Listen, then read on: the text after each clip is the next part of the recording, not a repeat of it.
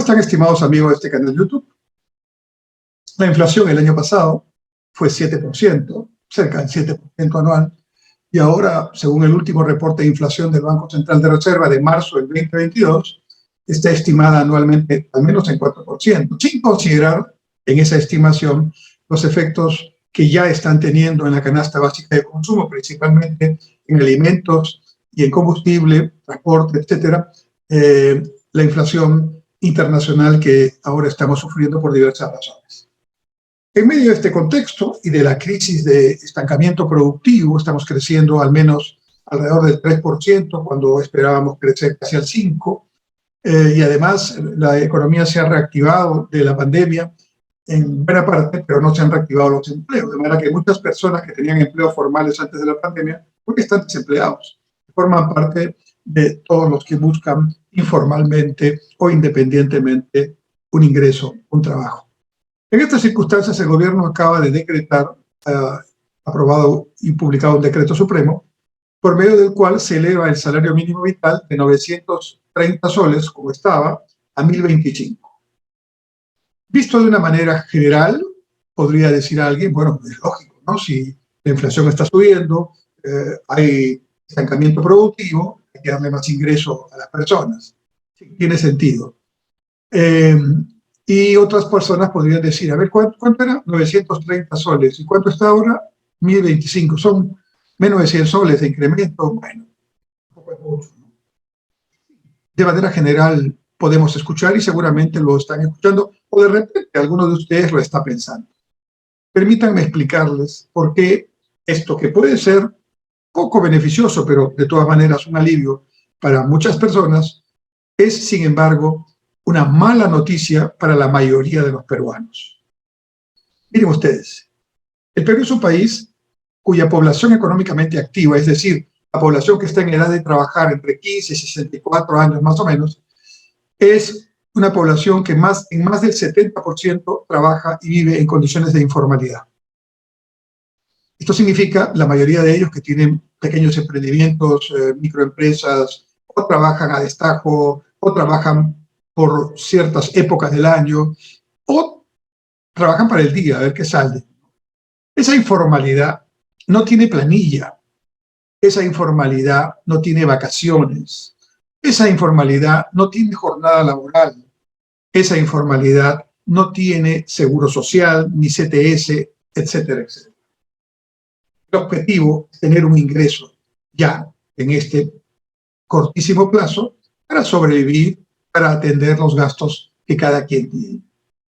Entonces, son muy pocas las empresas formales que tienen una planilla, que son controladas por el SUNAFIL, que tienen empleados, por lo tanto, trabajadores que están efectivamente con el sueldo mínimo. ¿Cuánto será el porcentaje de los trabajadores de la población económicamente activa que tiene ese tipo de, de trabajo formal, con derechos, como dice la OIT, un trabajo decente? Menos del 10%. Se considera que más del 70% de la población económicamente activa está en condiciones de informalidad en su trabajo. Por eso en el Perú hay tantos no son miles, son millones de microempresarios, es decir, trabajadores o emprendedores independientes que velan por su trabajo en el día. Así las cosas, cuando el gobierno dice, a esta señal, vamos a mencionarlo así, vamos a subir la remuneración mínima vital, no importa cuánto, vamos a subirlo, lo que le está diciendo al 10% de las familias, empresas que trabajan en la formalidad, le está diciendo al empresario: te voy a subir los costos, porque el costo laboral ahora sube en cerca de 100 soles. En un momento en el cual las empresas están vendiendo menos o están reconvirtiéndose para poder afrontar los cambios que implica la pandemia y todo lo que está ocurriendo en el mundo y en el país. En un momento en el cual cuesta tener un puesto de trabajo formal mucho más en condiciones normales, porque precisamente están en esa situación las empresas de una actividad económica que solo está creciendo al 3% y en algunas actividades a mucho menos. Entonces, si bien es cierto que los trabajadores que están en la formalidad van a tener un alivio pequeño, pero alivio, el grueso no es 10%, 20%. El 90% de los posibles beneficiados no son tales. No van a recibir este incremento porque no están en planilla, porque no trabajan formalmente y porque más bien sobreviven muchísimos de ellos día a día. Alguien me dirá, bueno, entonces por la mayoría que está en la informalidad no vas a dejar de incrementar a los que están en la formalidad. Sí, pero en las circunstancias en las que estamos, ese mensaje más bien significa que muchos empresarios pequeñitos que tienen 2, 3 trabajadores, ¿no? Que han decidido ponerlos en planilla, que están pagando su RUS a la SUNAT, sus impuestos en pequeña cantidad, etcétera, etcétera, dicen, uy, ya no me conviene. Una cosa es 930, tengo 3 trabajadores, son ya 1025, hay que no solamente multiplicar por los casi 100 soles por cada uno, sino por la proporción que adicionalmente tengo que poner para cubrir el CTS, para cubrir los descuentos de su pensión, de su seguro social, etc. Entonces, en realidad, ese incremento en la planilla en época de crisis es totalmente contraproducente. Bueno, no le puedo pedir al presidente Castillo que entienda esto, porque nunca ha manejado una empresa. Y parece que tampoco se lo puedo pedir a los ministros, que están en la misma condición. Pero al menos el ministro de Economía debería explicar esto en el gabinete y decirle, presidente, ministros, están ustedes por tomar una decisión, pero fíjese, esto es lo que va a pasar. Van a generar más informalidad, van a generar, en lugar de más empleo, más desempleo o más empleo o subempleo, para hablarlo con mayor propiedad.